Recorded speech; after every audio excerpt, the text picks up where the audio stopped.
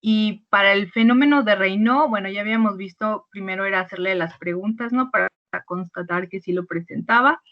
Y habíamos visto una lista de lo que debe de evitar el paciente, pero bueno, principalmente recargarles que deben de evitar el tabaco, el estrés, ya que el estrés provoca vasoconstricción y pues esto va a exacerbar más el fenómeno de Raynaud, así como el frío.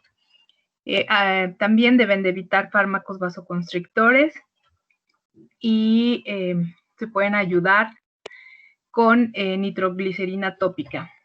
Los tratamientos que van ustedes a encontrar, aquí en el otro grupo, bueno, ya habíamos visto este tema, y antagonistas de canales de calcio. En las guías clínicas sí aparece, pero en el Kelly no viene este tratamiento. Entonces, bueno, más que nada es por el costo, que bueno, estamos en un país que no se invierte tanto en la salud y pues bueno, muchas veces los pacientes no tienen a usar pues no tienen el dinero suficiente para otros medicamentos o en las instituciones de salud no se les puede dar esos medicamentos. Entonces, bueno, por eso es que en las guías de acá pues sí salen los antagonistas de canales de calcio.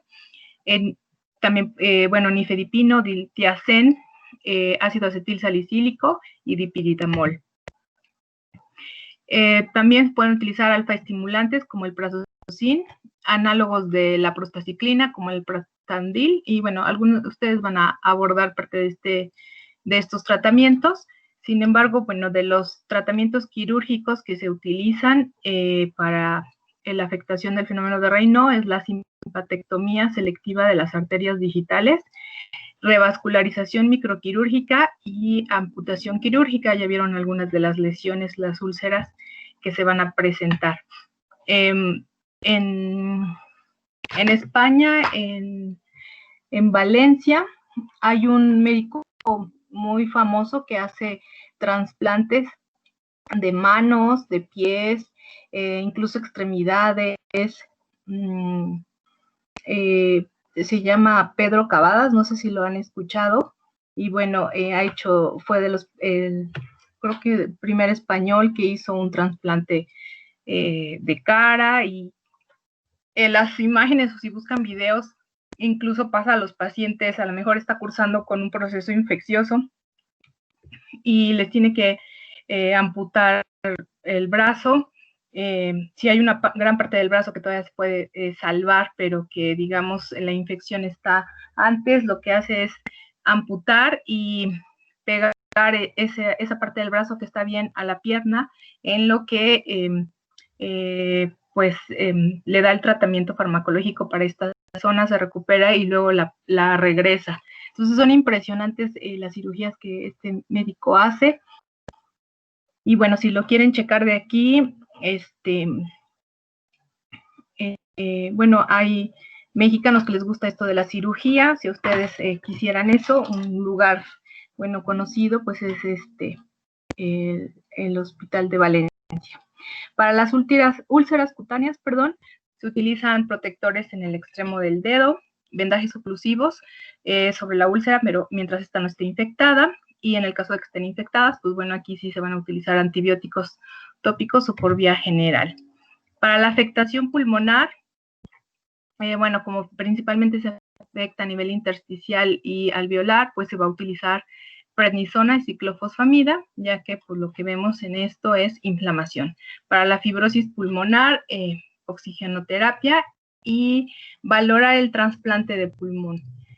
¿Alguien me puede decir cuáles son las complicaciones para un trasplante de pulmón?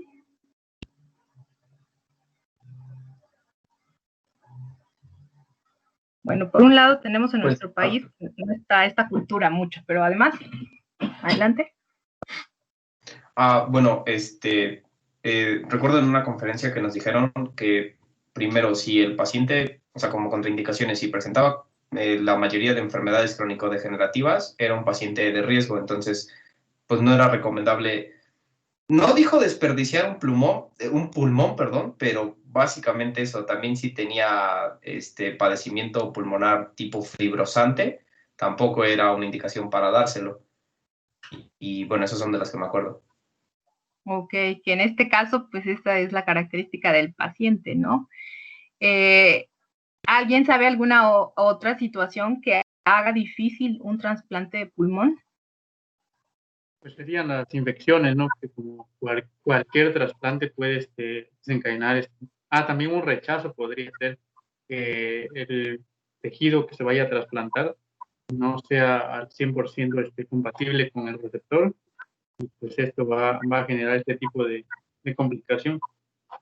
Ok, ¿qué se hace para saber si son compatibles el donante y el que va a recibir el pulmón?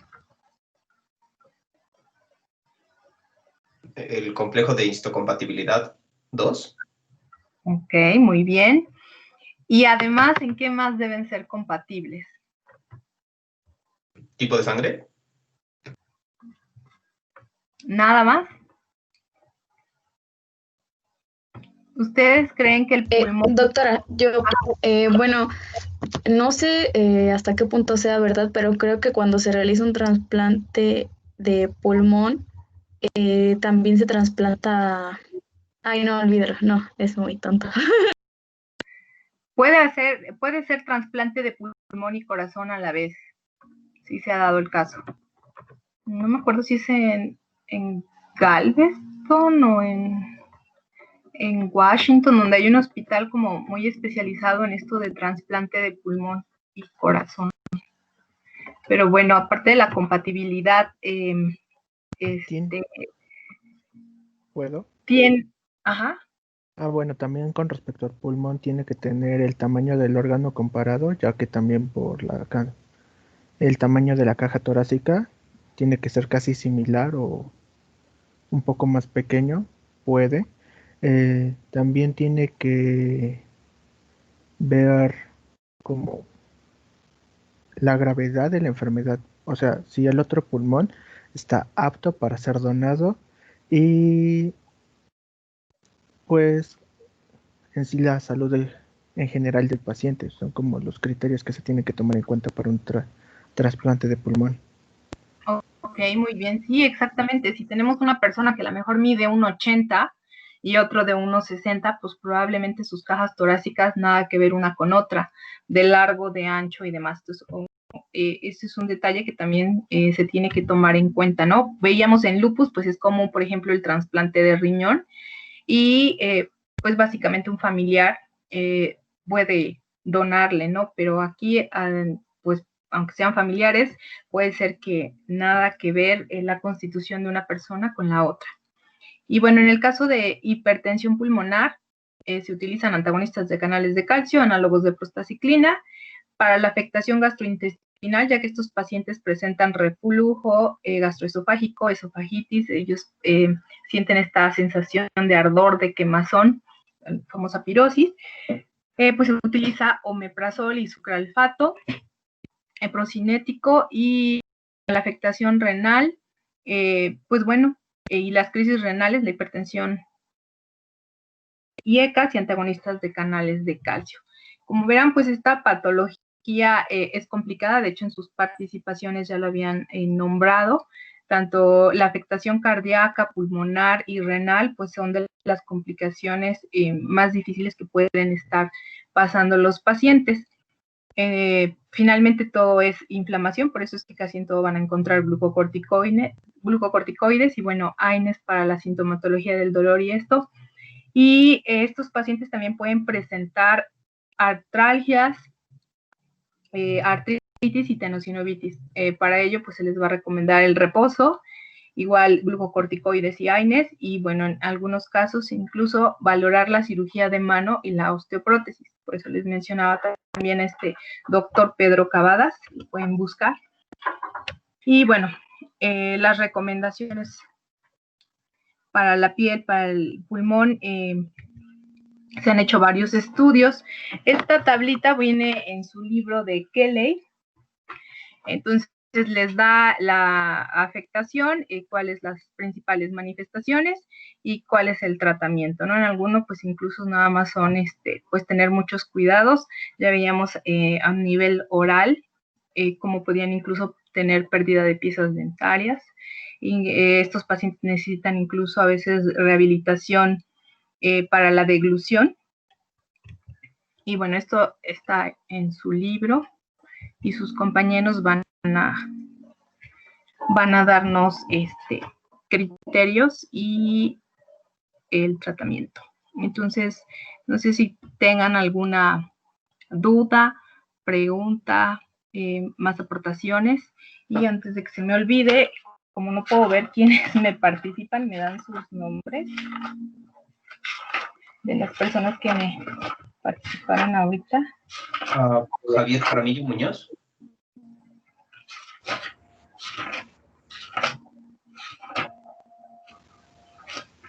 Romano Castro. Javier Jaramillo.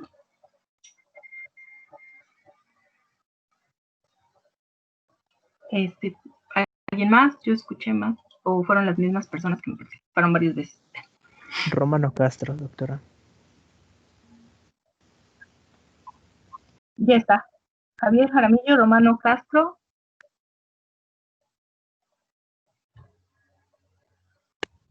Yo dije lo de el trasplante de corazón y pulmón. González. Ay, ¿qué hice?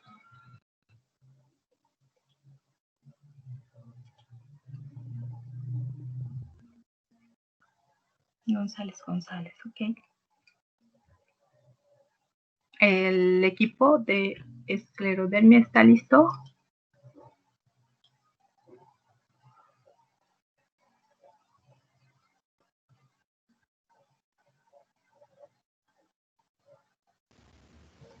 Doctora, creo que no había equipo de esclerodermia. Ajá, creo que no había dado tema para el equipo de esclerodermia. De hecho, no sé si hay. Bueno, entonces los organizo y de una vez les doy el tema de enfermedad mixta del tejido conectivo, porque se relaciona, antes sí se daba ese tema en reumatología, pero no entendí, la quitaron esa y pusieron gota, pero yo creo que nos da bastante buen tiempo ver todas. Entonces estamos a un mes.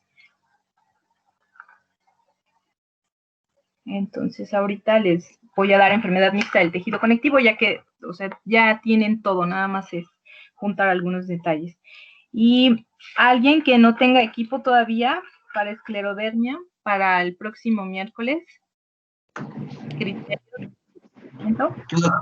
Yo, doctora. Carlos Castillo. Sí. ¿Alguien Yo, más doctora. que apoye? Yo, Valeria Ruiz.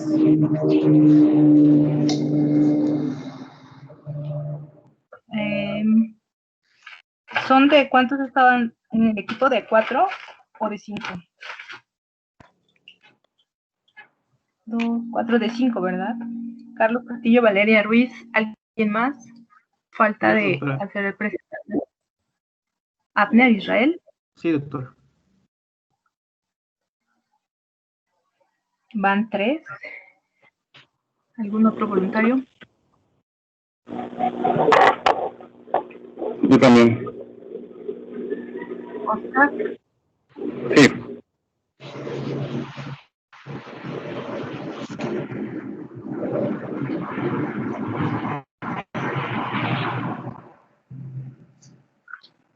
Doctora, una pregunta. Yo tengo una duda sobre sobre hola. Sobre los equipos. Ok. ¿Se puede volver a pasar? Sí, no hay problema. Entonces, bueno, voy a sacar quienes ya han pasado, más que tengo ya mi lista. Que las 12. Ok. ¿Y es por lo del Halloween o te hicieron alguna cirugía? No, es por lo del Halloween. De hecho, pues, se supone que íbamos a activar las cámaras, pero creo que ¿No quieren? ¿Les dio pena? Les dio penita. Bueno, pero aquí estamos 3. Yo en mi compu no sé cómo poner, bueno, según yo no me da la opción para poner que salgan como en la pantalla todos en bloque. Esto es tan inesperado. Final inesperado. ¡Wow!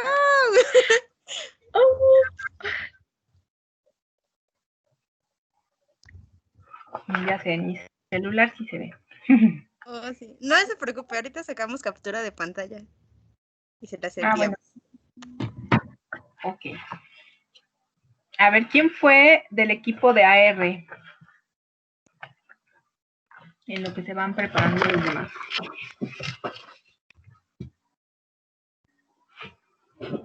Yo lo debo de tener.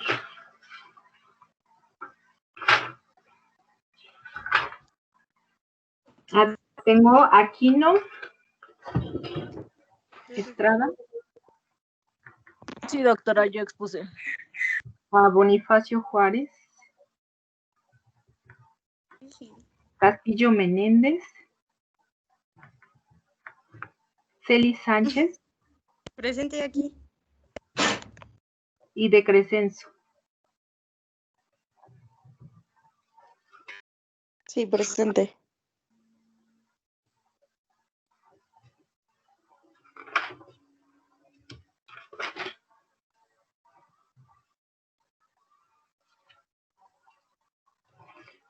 Luego de A y J, ¿quién fue? Ya hasta ustedes ni se acuerdan. Yo lo tengo todo aquí. Pero Yo, doctora,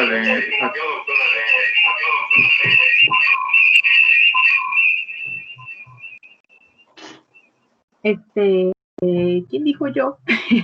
¿Kevin? No.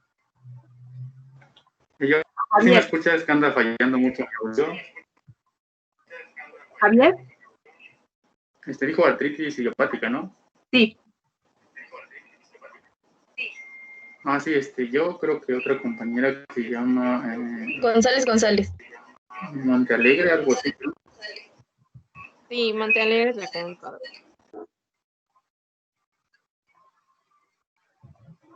¿Montealegre fue quien ya se dio de baja?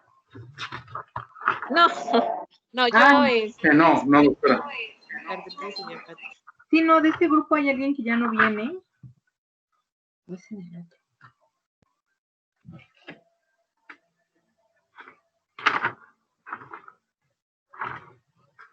Acevedo Calzada, ¿qué tema diste? Estefano.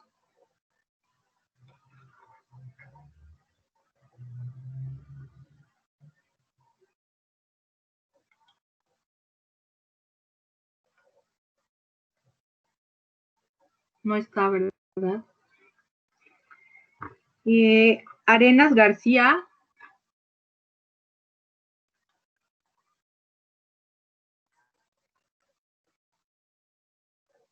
Soy yo, doctora, soy yo. ¿Qué tema diste?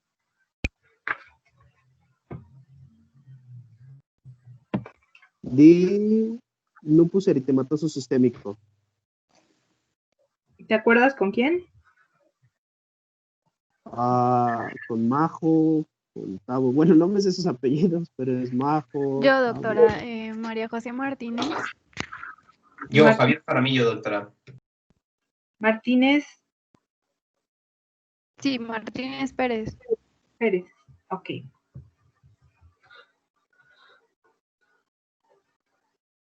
Jaramillo, entonces, ¿diste ahí J y diste lupus? Sí, yo di lupus, bueno, criterios de diagnóstico de lupus con Majo y mi compañero. Y también con Guadalupe Nacheli. Y yo, Romano Castro, también di lupus. Romano Castro, ¿qué? Guadalupe, ¿qué me dijeron? Nacheli, doctora. Cruz López. Ah, ya. Lupus, ¿verdad? Castañeda Amador. Leonel.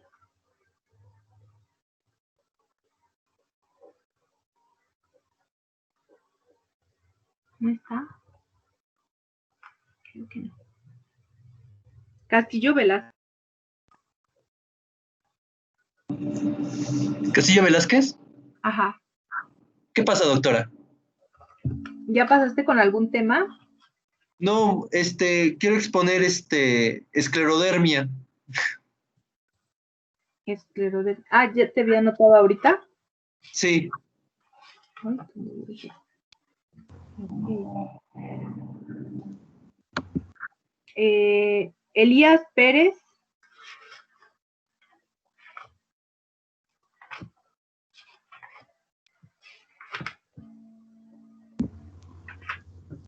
¿Está? Javier. Elías Pérez. ¿Quién? Perdón. Elías Pérez Javier. Ah, no. Doctora, creo que él expuso con nosotros en idiopática, en AIJ. Gracias. Brenda Fernández.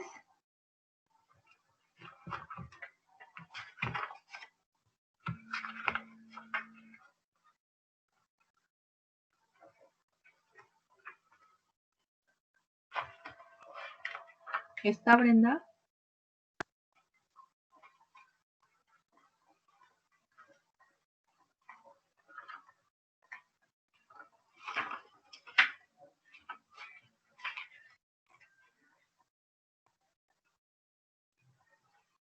Creo que no. Ana Fernández. Sí, doctora, yo expuse espondilitis anquilosante. ¿Con quién? Ay, la verdad no me sé el nombre de mis compañeras, eran puras mujeres, pero no me acuerdo. Rivera García. Ahí. Luna Calderón también, doctora. Luna Calderón. ¿Quién más? Rivera García. Ya. Y Zapata Cereceda. ¿Perdón? También Zapata Cereceda en espondilitis anquilosante. Ok. Gabriela García.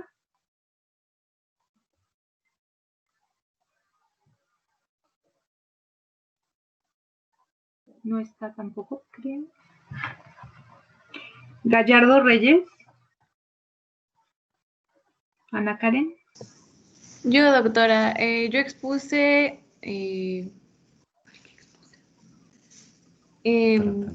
miopatías idiopáticas. Ok. García Gaona.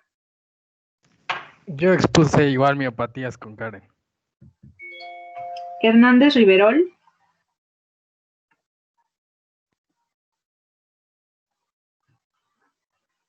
Oscar. Yo voy a dar.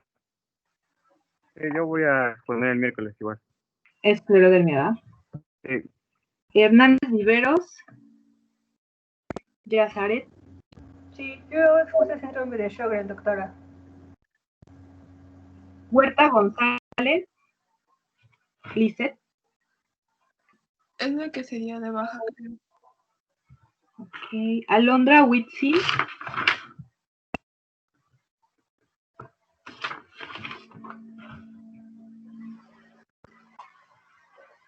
No está, ¿verdad? Machorro Marco. Miopatías también, doctora. María Martínez. María José Martínez Márquez.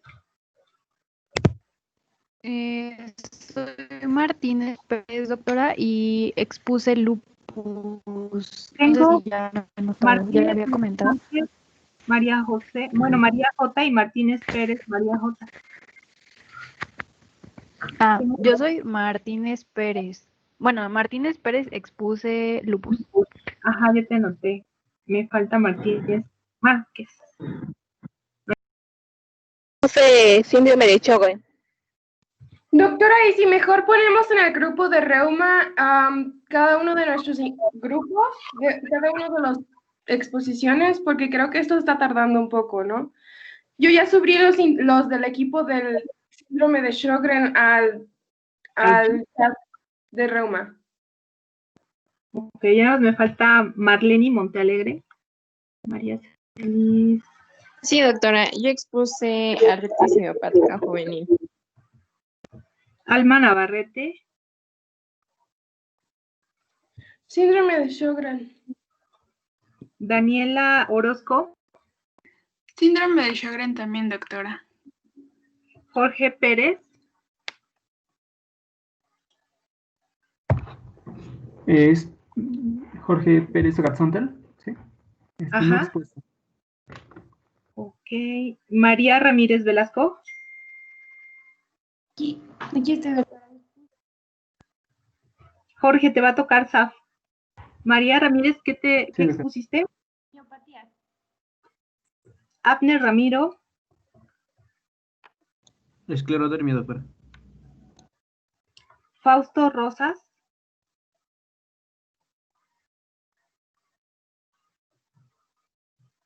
Valeria Ruiz. Aquí, doctora, voy a exponer el miércoles. Doctora, ¿me escucha?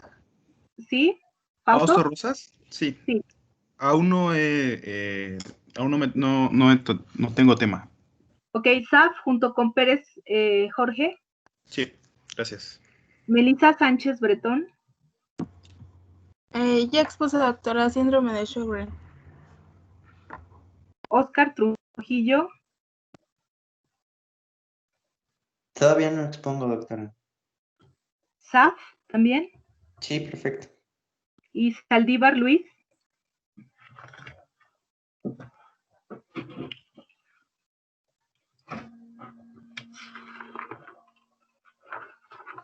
Ok, no está. Bueno, les decía que este tema antes estaba en el programa y realmente pues vale la pena nombrarlo, la enfermedad mixta del tejido conectivo, porque ya tienen todos los datos. Es de hecho como que ayuda a repasar las enfermedades que hemos estado viendo hasta ahorita. Entonces, esta enfermedad la describió el doctor Sharp en 1972 y lo que pasó fue que a su consulta le llegaban pacientes con características, por ejemplo, que él pensaba que era probablemente un lupus, pero que le faltaba algún criterio para hacer el diagnóstico de lupus. Otros pacientes que pensaba que eran esclerodermia, pero le faltaban criterios para completar el diagnóstico, ¿no? Entonces, finalmente fue agrupando estos pacientes y las características de todos ellos principalmente era la presencia del fenómeno de Raynaud, edema en manos, que por ejemplo el fenómeno de Raynaud, ¿en qué patologías lo hemos visto? ¿Esclerodermia? En esclerodermia, muy bien. ¿Alguna otra? También artritis reumatoide, creo. También se puede presentar en artritis reumatoide, muy bien. ¿En cuál otra? También en la que vamos a ver de la mixta del tejido conjuntivo. Ok, en esta, ok. Luego, el edema en manos. También se les olvidó miopatías. Si se acuerdan, el síndrome antisintetasa está presente el fenómeno de Raynaud. El edema en manos. Doctora, tengo una pregunta. Bueno, no sé si puedo. Sí, adelante. Es que recuerdo que cuando estaba leyendo el tema de el que acabamos de ver, de esclerodermia, había en el que leí una tabla de clasificación de la esclerodermia sistémica y mencionaba la enfermedad mixta del tejido conectivo dentro de esa tabla. Entonces solo quería saber si es una enfermedad aparte o sería como una subclasificación. Es una enfermedad aparte. De hecho, pasa algo chistoso en la patología, que para algunos dicen que no existe y que son síndromes de sobreposición, y para otros sí, porque finalmente pues le faltan como las características para completar realmente que sea una esclerodermia. Entonces va a depender la corriente que elijan los médicos, pero algunos la mencionan que sí, otros que no. De hecho, para esta patología, bueno, la describió el doctor Sharp y es un médico mexicano, uno de los criterios de clasificación diagnóstica. El doctor, se me fue su nombre, viene hasta el final, pero ha sido uno de los médicos que recibió reconocimiento por el Colegio Americano de Medicina Interna, Alarcón Segovia, el doctor Alarcón Segovia. De hecho, su hija también es médico y se dedica a investigar las enfermedades autoinmunes. Ahorita está haciendo un proyecto en Europa estudiando la genética de las enfermedades autoinmunes, porque hay una teoría en que menciona que básicamente es una sola y que en algunos pacientes algunas manifestaciones se van a mostrar más que en otros. Entonces, pues es una teoría en que se está tratando de ver si es cierto o no, por esta situación de que hay síndromes de sobreposición. Ahorita en una diapositiva al final les viene más o menos cómo va, por ejemplo, de estos pacientes. Algunos terminan siendo finalmente otra patología al paso del tiempo. Entonces, este doctor Sharp en 1982 realizó esta como pequeña clasificación y le nombró enfermedad mixta del tejido conectivo. Y años después, uno de sus residentes volvió a buscar a los pacientes como para saber a buscar las historias clínicas para saber qué había pasado sobre ellos. Entonces, ese artículo tendrá como 5 años que lo publicaron. Entonces está muy interesante, pero les digo, varía. Algunos dicen que sí es, otros que no es. Entonces, en esto de autoinmunidad, de hecho hay un congreso exclusivo de autoinmunidad que se realiza en Europa y otro que se realiza aquí en Latinoamérica. Hace 2 años fue aquí en Cancún y pues casi dicen que todo es autoinmunidad. Está metida la autoinmunidad en varias cosas. Entonces, ya vimos los factores, pueden ser algunos genéticos, otros ambientales, pero no son determinantes. Tiene que haber como la unión de varios factores. Entonces, yo les pasé este libro porque realmente pues es uno de los más importantes de reumatología, pero hay cosas que sí trae un poquito diferente y pues es seguir leyendo y pueden ustedes ir buscando más información y así irse empapando y bueno, ya tener un criterio propio, porque sí se encuentra uno teorías, por ejemplo, hace un año hubo un congreso donde ya si tenías los HLA para una enfermedad autoinmune, ya te proponían que empezaras con tratamientos biológicos. Entonces, pues para algunos así como que llevaban toda una investigación, todo un protocolo bien establecido y demás. Sin embargo, pues si no tiene uno manifestaciones, pues la verdad sería mucho riesgo y mucho gasto económico empezar con esto. Entonces, chéquenla, también está la indiferenciada, entonces algunos les digo la toman en cuenta, otros no, así como veíamos en síndrome de Sjögren lo de la alfapodrina y aquaporinas, igual hay especialistas que dicen que pues esa teoría no tiene ningún sustento, hay otros que sí, entonces es cuestión de ir leyendo más y ver según uno la situación de nuestros pacientes, cuál puede ser la teoría más adecuada. Pero bueno, no les voy a hacer ese tipo de preguntas, pero esta es como una enfermedad aparte. Y bueno, el edema en manos lo vimos en los famosos dedos de salchicha, en la esclerodermia. La sinovitis la hemos estado viendo en pacientes con artritis reumatoide, en pacientes con lupus, también los pacientes de esclerodermia lo pueden tener.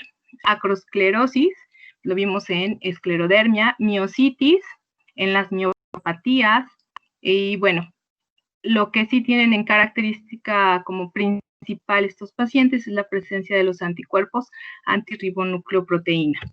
Y bueno, aquí para que recuerden un poco, este es el edema en manos, esta imagen la habíamos visto en esclerodermia, pues básicamente si ven unas manos así, podrían pensar que es una enfermedad mixta o una esclerodermia. La sinovitis en metacarpofalángicas, bueno, pues esto lo vimos que puede ser de un lupus, de una artritis reumatoide, de una esclerodermia o una enfermedad mixta. Aquí igual, sinovitis de articulaciones interfalángicas proximales.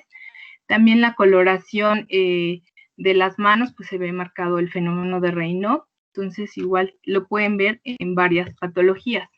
La sinovitis de la vaina de los tendones, en este caso los extensores de las manos, lo vimos también que esto podría estar, por ejemplo, en artritis reumatoide. Entonces, esta patología es como los pacientes que no cumplen los criterios completos para una enfermedad y que, bueno, estas enfermedades son como primas hermanas porque comparten, pues ya de hecho, la inflamación, ¿no? Y de ahí, pues, las manifestaciones. En este caso tenemos una sinovitis de rodilla izquierda. Veíamos esto más común, por ejemplo, de que se presente de forma simétrica en una espondilitis anquilosante. Aquí la acrostiólisis, para que recordaran un poco. Y bueno, esta patología es más común en mujeres y se ha visto que entre los 40 y 50 años de edad es cuando hay mayor incidencia. Se han descrito casos de asociación familiar y bueno, las manifestaciones clínicas es principalmente lo que es el fenómeno de Raynaud. Este es el síntoma más precoz y persistente, que ya lo vimos en esclerodermia. Lo vimos en varias, pero yo creo que un poquito más a profundidad en esclerodermia. Y bueno, este fenómeno de Raynaud aquí se puede presentar como única manifestación y por mucho tiempo, ¿sí? Las manos frías y pálidas, y de ahí pasar años y años y años y continuar así, o como veíamos en esclerodermia, que después pasaban a verse cianóticas y pues hasta una necrosis, pero en este caso pues ellos inician con las manifestaciones y estas perduran muchos años. Puede llegar a ser grave siempre y cuando, bueno, de lo que habíamos visto en esclerodermia, cuando ya hay una necrosis digital, pero para esto normalmente pasan muchos años. En esclerodermia habíamos visto que tienen mal pronóstico y son más o menos 5 años. Y bueno, aquí para que recordara otro poco más, el fenómeno de Raynaud en una fase isquémica, pueden ustedes observar cómo está en la región palmar la palidez, una fase cianótica. Vean sobre todo la parte distal de los dedos, pues ya se ve morada. Y estos pacientes también van a tener manifestaciones mucocutáneas que se parecen mucho a la esclerodactilia que veíamos en esclerodermia. Entonces, probablemente por esto es que su compañera menciona que ahí en el Kelly les viene como un subtipo. Esta esclerodactilia va a ir acompañada de tumefacción de los dedos y de la presencia de los dedos de salchicha, así como hinchazón sobre el dorso de las manos y también algo que la diferencia, por ejemplo, en esclerodermia veíamos que una de las afectaciones pues era la calcinosis. Aquí no se asocia la calcinosis, entonces por ello que se diferencia un poco. Y bueno, pueden existir erosiones dolorosas en la punta de los dedos, que también vimos en esclerodermia, y la afectación cutánea a nivel del rostro son muy similares a lo que eran esclerodermia. Si recuerdan, se perdía los bordes nasogenianos, se les veía más afilada la nariz, tenían la abertura de la boca disminuida. Y bueno, aquí para recordar la esclerodactilia, vean cómo se ven lisos estos dedos.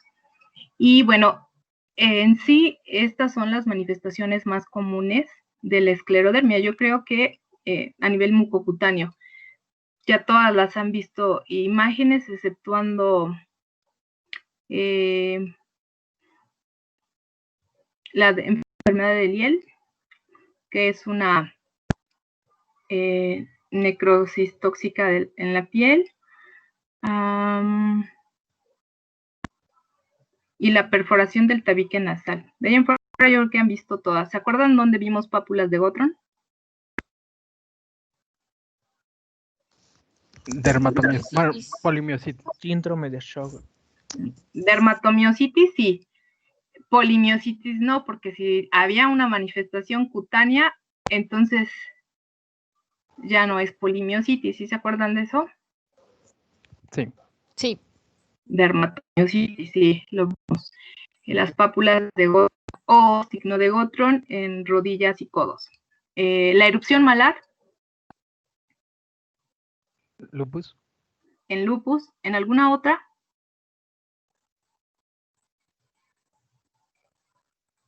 En la dermatomiositis también. En la dermatomiositis, muy bien. La erupción discoide. Puede ser también en También en lupus. En lupus. En lupus. Muy bien. ¿Qué pacientes de las enfermedades que hemos visto hasta ahorita presentan fotosensibilidad? Los pacientes con lupus. Con lupus. ¿Nada más? Síndrome de Sjögren. Ajá. Ajá, muy bien. ¿Alguna otra?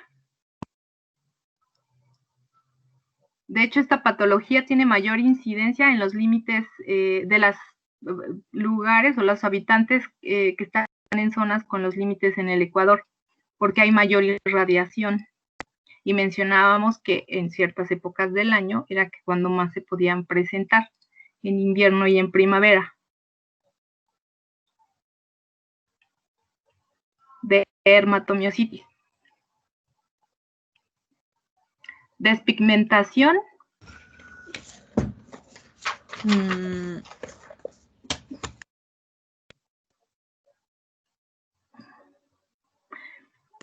Como tal no la hemos visto así, pero sí se nombró un poquito en espondilitis anquilosante. Pero bueno, con las espondiloartropatías, ajá, vitiligo, pero bueno, no fue una patología que hayamos visto así directamente aquí. Telangiectasias. Esclerodermias. Esclerodermia, muy bien. ¿Alguna otra? Miopatías también. ¿Pero en cuál? Dermatomiositis. En dermatomiositis, muy bien. Nos falta otra patología. ¿En síndrome de Sjögren? En síndrome de Sjögren.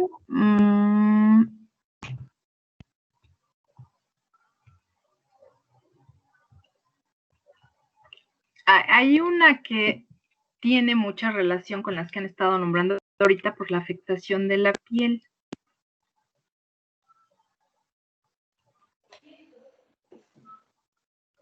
En lupus eritematoso sistémico. La calcinosis. Esclerodermia. Esclerodermia, aunque aquí no es como tan común, pero sí pueden llegar a presentar. Eritema en heliotropo. Dermatomiositis. En heliotropo, esa es una característica. En dermatomiositis eran párpados en heliotropo. ¿No era lupus? En lupus. Ajá, bueno, yo recuerdo que era lupus. Eritema malar o en vespertilio es en lupus. El eritema en heliotropo, sobre todo a nivel periorbicular, era en dermatomiositis.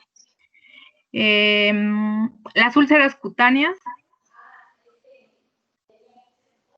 por eso esta sirve como de repaso, porque se van ustedes acordando en dónde han visto las cosas. Síndrome de Raynaud. Ok, es una complicación del fenómeno de Raynaud, pero ¿en dónde las hemos visto? Pues en esclerodermia también. En esclerodermia, ok, muy bien. También en artritis reumatoide. También en artritis reumatoide. Ok, sí, y ahí mencionábamos que si se presentaban en miembro inferior, pues ya podríamos estar hablando de una vasculitis, de una afectación a nivel vascular. Eritema nodoso. En lupus, ¿no? Sí. Nódulos subcutáneos. Artritis reumatoide. Artritis reumatoide, muy bien. Alopecia.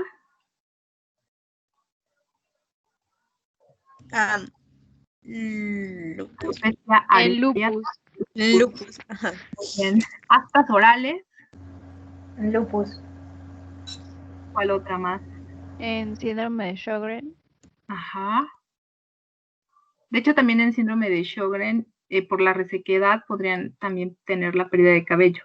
Pero bueno, sí era más característico de lupus. Aftas orales en lupus. ¿Y en esta qué característica tienen las aftas en lupus? No Eran dolorosas. indoloras. Exactamente, muy bien. El síndrome seco. Sjögren. Sjögren. Sjögren. Nada más.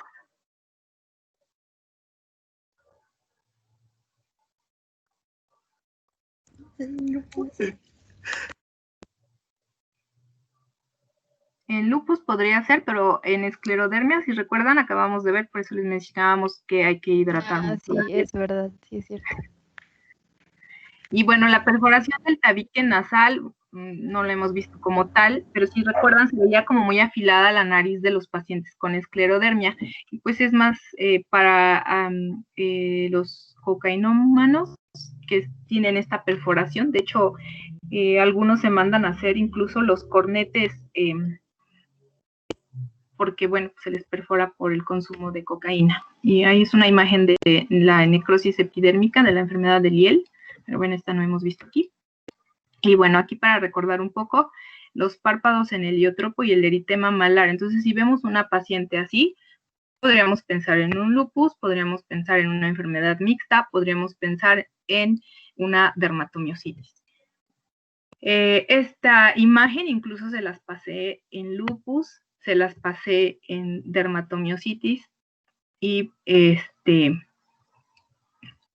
pues en esta también puede estar presente. Entonces, por eso les digo, no completaban como los criterios y fue como apartando este grupo de pacientes. Las telangiectasias, pues las vimos también en varias. El signo de Gottron que veíamos en la miopatía, en la dermatomiositis. Y bueno, a nivel musculoesquelético, las manifestaciones que más se van a presentar es inflamación articular entre el 80 y 90% de los pacientes van a tener esta situación y en muchas veces constituye el primer signo de la enfermedad. Y si se dan cuenta, pues afecta las articulaciones que hemos estado viendo en lupus, en artritis reumatoide. La diferencia aquí es que no es erosiva. En lupus tampoco era erosiva, era una de las diferencias con artritis reumatoide, que la artritis reumatoide sí es erosiva. En lupus es muy raro que llegue a ser erosiva. Entonces aquí esta no es erosiva y se afectan interfalángicas proximales, metacarpofalángicas, muñecas y rodillas. En el caso de que fuera a ser erosiva, pero no es lo común, es cuando se dan las deformidades. Y bueno, estos pacientes, un 50% de ellos van a presentar las mialgias de predominio proximal. Entonces, si se dan cuenta, si te llega un paciente con estas características, pues ya no sabes si irte a una miopatía, si irte a un lupus o una esclerodermia, por ejemplo. Entonces, básicamente es dolor articular, inflamación muscular y en algunos casos necrosis aséptica ósea. Son estas las manifestaciones musculoesqueléticas. A nivel gastrointestinal es similar a la esclerodermia, pero bueno, esto es variable. Lo que más se va a ver afectado pues es el esófago, van a presentar la pirosis y la disfagia. Y bueno, pueden presentar esclerosis esofágica, dilatación duodenal, mala absorción, diverticulosis colónica y neumatosis quística intestinal. A nivel pulmonar, estos pacientes pueden tener esta afectación hasta en un 80% de ellos y esta es una afectación que pasa de manera subclínica. Se les deben de realizar pruebas funcionales respiratorias y bueno, ellos van a tener un patrón principalmente restrictivo y la transferencia de oxígeno pues va a estar alterada en la mayoría de los pacientes. También van a presentar disnea, infiltrado retículo nodular bilateral y dolor torácico pleurítico. Entonces, si se dan cuenta, pues estas manifestaciones también las hemos visto ya en otras patologías. Y aquí una de las complicaciones que incluso es una causa de mortalidad, pues es el desarrollo de hipertensión pulmonar. Pues básicamente van a tener alteraciones pulmonares, fibrosis pulmonar, pleuritis, derrame pleural, endarteritis pulmonar, pero la hipertensión pulmonar es la que va a causar mayor mortalidad. A nivel cardíaco, igual inflamación del pericardio, pero esto solo en un 20%, derrame pericárdico, y si tuvieran cualquiera de estos tres, miocarditis, bloqueo cardíaco o insuficiencia cardíaca congestiva, pues es de mal pronóstico para el paciente. A nivel renal, es solo el 25% de estos pacientes la llegan a tener, es más frecuente en niños, pasa asintomática la mayoría de las veces, y bueno, aquí se afecta el glomérulo principalmente. En lupus, ¿qué es lo que se afecta del riñón principalmente? Glomérulo. El glomérulo también. Y en síndrome de Sjögren. ¿El intersticio? Túbulos, ajá. Túbulos, muy bien. Y bueno, también pueden encontrarse lesiones vasculares proliferativas y esto llevarnos a una hipertensión renovascular. Entonces, básicamente, glomerulonefritis mesangial, glomerulonefritis proliferativa y glomerulonefritis membranosa, que esto nos lleva a un síndrome nefrótico. Creo que ya estoy en tiempo. 3 minutos. Doctora. ¿Sí? Lo que pasa es que le quería comentar que no logré contestar cuando repartió los equipos y no sé si me pueda poner en alguno para exposición, por favor. Alondra Whitfield. Sí. ¿Te vas con el equipo de esclerodermia? Ok, gracias, doctora. Doctora, también me comentó Acevedo Calzada que no pudo ingresar por cuestiones familiares, pero que sí podría agregarlo a un equipo, por favor. ¿A SAF? ¿A Estefano Acevedo Calzada? Sí, gracias. Sí.